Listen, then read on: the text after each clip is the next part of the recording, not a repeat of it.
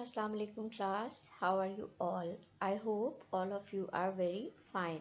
Today we are going to study about noun and its kinds.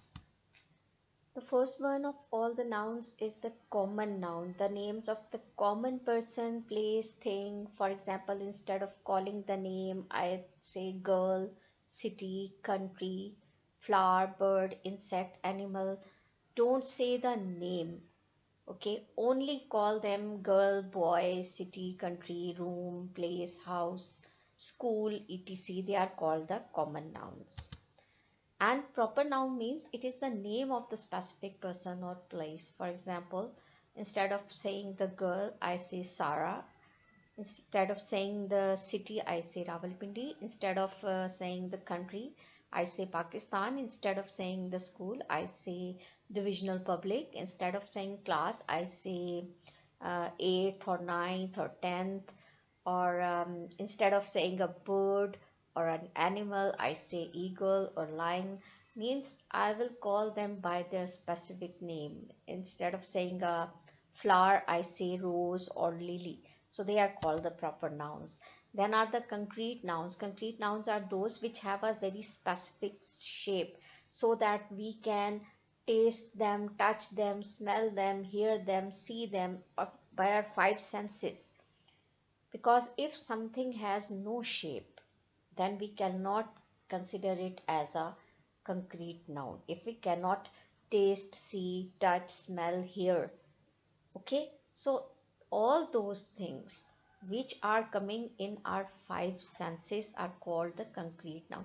Everything we can see all around, everything we hear, for example a music, a song, sound of a wind. If I can touch anything, I can touch a book, I can smell perfume, I can smell a flower, I can smell some fruit, I can hear some noise, I can see many things. They are all called the concrete noun. Abstract nouns are the opposite of the concrete nouns. These are the things cannot detect by our five senses. We cannot see them, we cannot touch them, we cannot hear them, we cannot taste them, we cannot smell them, we cannot see or do anything like that. They are called the abstracts.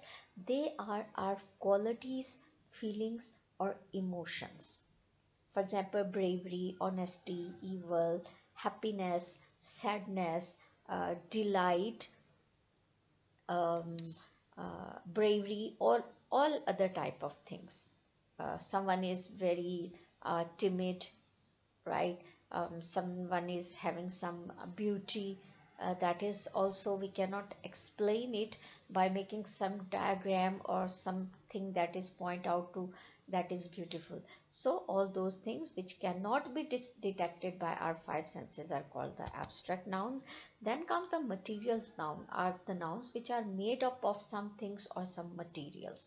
Like if I'm wearing a ring, it is a gold ring, diamond earrings.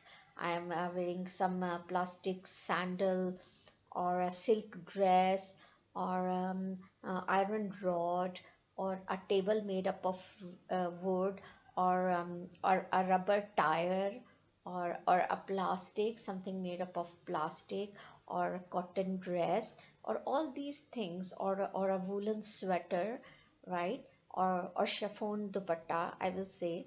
So or a wall made up of bricks or cements, they are all made up of some material. That's why we call them the material nouns. Noun numbers are the singular nouns and the plural nouns, and we can count them, right? Maybe we sometimes they are also uncountable, but they are singular and plural, like book, books, people, right? Rain, rain is also a noun number. Pencils, like those, or say mobile or bag, bags, right? Or pen, pens, ink, inks, anything you can count in singular and plural are the noun numbers. And noun genders are the masculine and feminine, like boy, girl, king, queen, lion, lioness, right? Dog and a bitch, horse and a mare, actor and actress, hero and heroine. They are all the male and female, right? And they are called the noun genders. Collective noun means to one whole group I say a single word. For example, pointing everyone out of you, I only say the word class, please be silent. Army, or a bunch of flowers, or a bunch of keys, or a fleet of ship, or a school, or a hospital, or some hotel you can also call. All of these are the collective nouns because instead of speaking out their names separately, we call only single one name.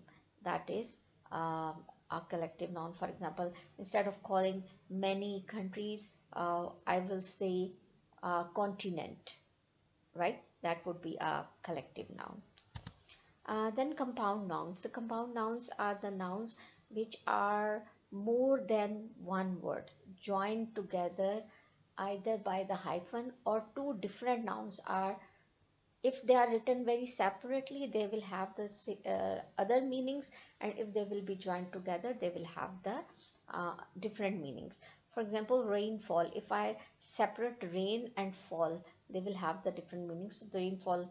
And the thunderstorm, thunder is something different and storm is something different. Pin and cushion, pin cushion, pin is different, cushion is different, but these are two, or and here more than two, so they can be two and more than two. Mother-in-law, father-in-law, sister-in-law, right? So there are many type of words which are two or more than two combined together, and they are called the compound nouns. So, thank you so much. I hope that all of you have enjoyed this lesson, and you have understood all of its material and all the kinds of nouns. Thank you so much. Allah Hafiz.